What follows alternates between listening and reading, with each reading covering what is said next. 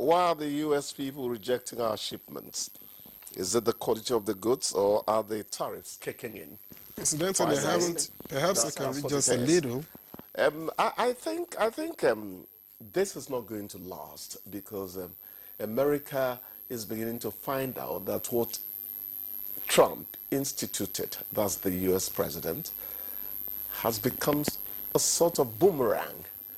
And American businesses are hurting. People are speaking up. Just yesterday we said Trump only beat himself in terms of rating, you know, after 100 days for U.S. presidents. For a long time, he beat himself. I think it was 45 in 2016. He hit 40 this time around. So he has beat himself in terms of rating. It's a divisive tactic in international trade, an ill wind that blows no one any good.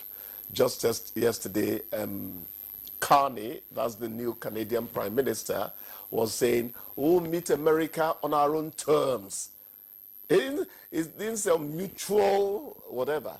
We will eventually agree trade negotiations with them, but it's going to be on Canada's terms. So the hunter is becoming the hunted. And the Chinese are saying, we don't even want to negotiate with you at all. They are really taking it to the limit.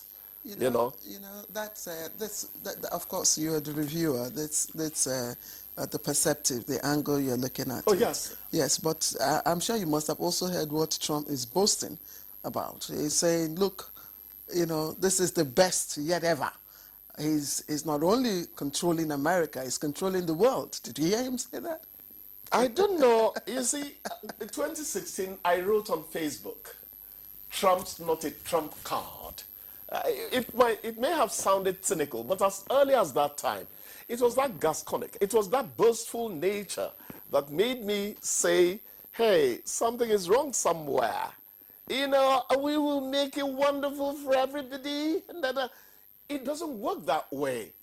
A man who was used to practically street trading, American ambassador, please don't be annoyed with me, suddenly got into politics, and he is bringing a trader's mentality into the Oval Office, and America is paying for it. He will keep on.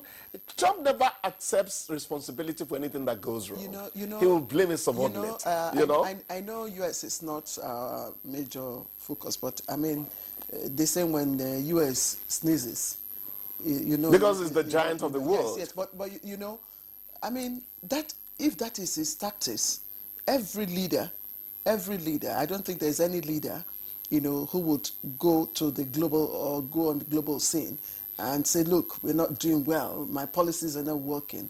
I think every global leader, has a diplomatic style. So if that is President Trump's style, so good for him, but it is what is on ground. Trump is a servant of the people. How does all his behavior, the tantrums, the caprices, the whims, percolate into the food basket of the typical American? Well, that's the ultimate. Well, you see the effects now.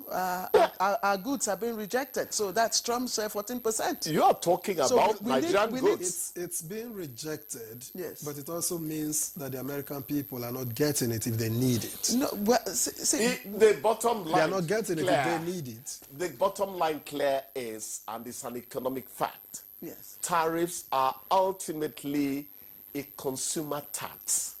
The consumer bears the brunt of tariffs at the end of the day. Trump is telling them, oh, in the short term, it might hurt, but in the long term, I don't know how good his economics is. I listened to the WTO DG recently saying that, look, that the Americans do have, a case in some aspects, that because the international trade was not created for over-dependency, but for interdependency. But this is extreme. I think the strategy is to, do this blanket thing and get people to negotiate. And then, you find a balance here and there. But several of the countries of the world have decided not to. It could be my opinion, so we can go to another item. Exactly.